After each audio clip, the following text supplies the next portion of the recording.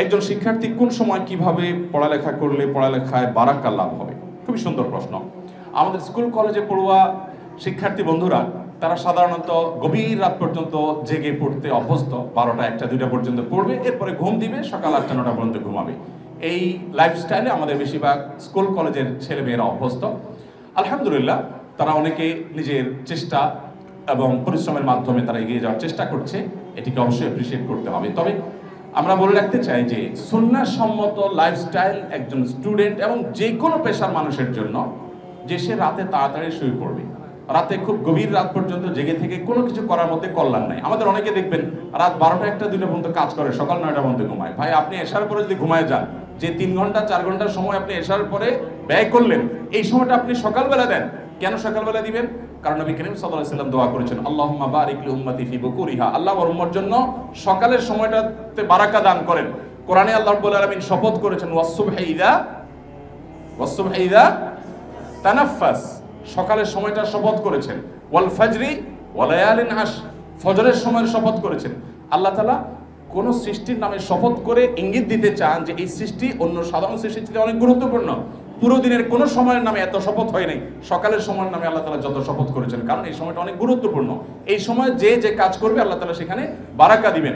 অতএব শিক্ষার্থীরা গভীর রাত পর্যন্ত যে পড়াশোনা না করে রাতে তাড়াতাড়ি শুয়ে গিয়ে রাতে 6 ঘন্টা 7 ঘন্টা 8 ঘন্টা ঘুমানোর পর যে ফ্রেশ মানসিকতা থাকবে, এরপর উঠে যে পড়াশোনা করবে, অল্প সময়ে আল্লাহ তাআলা তাকে অনেক বেশি বারাকা দিবেন। দিনভর যে জঞ্জাল, যে গ্যাঞ্জাম, যে ফাসাদ, যে হ্যাচেল, যে আশেপাশের পরিবেশের দূষণ ইত্যাদি এগুলোতে থাকার পর আপনি এশার পরে পড়তে বসেছেন, আপনার পড়াটা যত বেশি রপ্ত করতে পারবেন, যত বেশি মুখস্থ করতে পারবেন, যত বেশি আপনি আয়ত্ত করতে পারবেন, ভোর রাতে আপনি গভীর ঘুমে দীর্ঘ রাত আচ্ছন্ন থাকার পর যখন ফ্রেশ মাইন্ডে বসবেন, তখন বেশি আত্মস্থ করতে পারবেন। এটা একটা বাস্তব উদাহরণ হলো এই শিক্ষার্থীরা যারা আমার সামনে বসে আছে।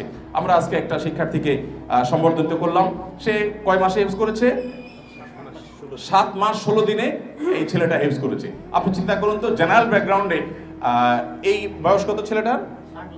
8 বছর বয়সে একটা ছেলে 7 মাস 16 দিনে কোরআনে কারিমের মতো মহাগ্রন্থ, যেটা নিজের ভাষায় না আরবিতে, সেটা আবার বিশুদ্ধভাবে অনেক আরাবিয়ানরা এত শুদ্ধ করে করতে পারে না, সেই রকম শুদ্ধ করে 30 পারা কোরআন হিফজ করে ফেলেছে এবং সবিনার মাধ্যমে এক দাঁড়ানোতে টানা সে পুরাটা শোনা দিতে পারছে।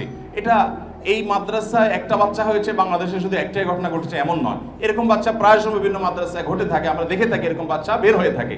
আপনি জেনারেল ব্যাকগ্রাউন্ডে এরকম আরেকটা দৃষ্টান্ত খুব বেশি দেখাতে পারবেন না, পাবেন কিছু বিচ্ছিন্ন ঘটনা, এরকম মাদ্রাসাগুলোতে প্রায় দেখা যায়। আর সবচেয়ে বড় কথা হলো, এই এক্সট্রাঅর্ডিনারি বাচ্চার কথা না বলি, সাধারণ যে বাচ্চাগুলো আছে 30 পারা কোরআনকে স্মৃতিতে ধরে রেখে সারা জীবন, সহজ কোনো বিষয় নয়। এত অসাধ্য সাধন তারা করছে। তাদের মেথডটা কি? মেথডটা হলো রাতে তাড়াতাড়ি তারা শুয়ে পড়ে, আসার পরে ভোর রাতে তারা উঠে যায়। ওই সময় স্মৃতিশক্তি আপনার প্রখর হয় এবং যে কোনো কিছু আত্মস্থ করতে পারে। এই জন্য আমাদের শিক্ষার্থীদেরকে আমরা প্রথম নাসিহা করব যে পড়াশোনায় বারাকা যেন লাভ হয়, অল্প সময় অনেক বেশি অ্যাচিভমেন্ট যেন হয়। সেজন্য এই লাইফস্টাইলটাকে একটু চেঞ্জ করে ফেলতে পারলে ভালো হয়। রাতে তাড়াতাড়ি শুয়ে ভোর রাতে ফজরের আগে উঠে গিয়ে তুমি পড়াশোনা করো, ফজরের পরে বেশি পড়াশোনা করো, ইনশাআল্লাহ এর মধ্যে বারাকা থাকবে। এক।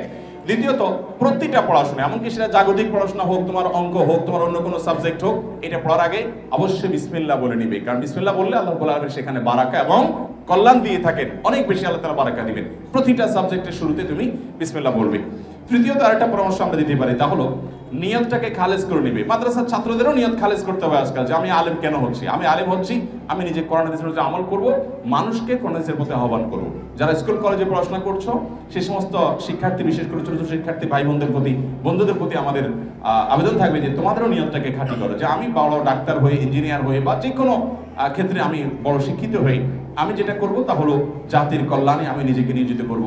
এবং আমি যদি এগিয়ে যাই তাহলে সেক্ষেত্রে মুসলিম উম্মার মুখ উজ্জ্বল হবে এবং আমি মানুষকে সেবা দিব, মানুষের খেদমতে আমি নিয়োজিত থাকবো। আমার পেট পালার চিন্তা করা এটা একটা ছোট লোকের চিন্তা। গরু কিনলে সাথে গোবর এমনিতেই চলে আসে, কিন্তু গোবরের উদ্দেশ্যে গরু যে কিনে, এর মন মানসিকতা নিয়ে মানুষ প্রশ্ন তুলতে পারে যে এত নিচু চিন্তা মানুষ করে নাকি? গরু কিনলে তো গোবর এমনিই পায়। তোমার জেনারেল শিক্ষা শিক্ষিত হয়েছে, তোমাকে আল্লাহ রাব্বুল আলামিন এই শিক্ষার মাধ্যমে তোমার ডাল ভাতের ব্যবস্থা করবেন, সামাজিক অবস্থান, তোমার ক্যারিয়ার, এগুলো সবই হয়ে যাবে ইনশাআল্লাহ। কিন্তু উদ্দেশ্য সেটা থাকবে না। উদ্দেশ্য হবে যে আমি এর মাধ্যমে মানুষের কল্যাণ সাধন করবো। তখন তোমার জেনারেল শিক্ষাটাও ইবাদতে পরিবর্তিত হবে ইনশাআল্লাহ তাআলা।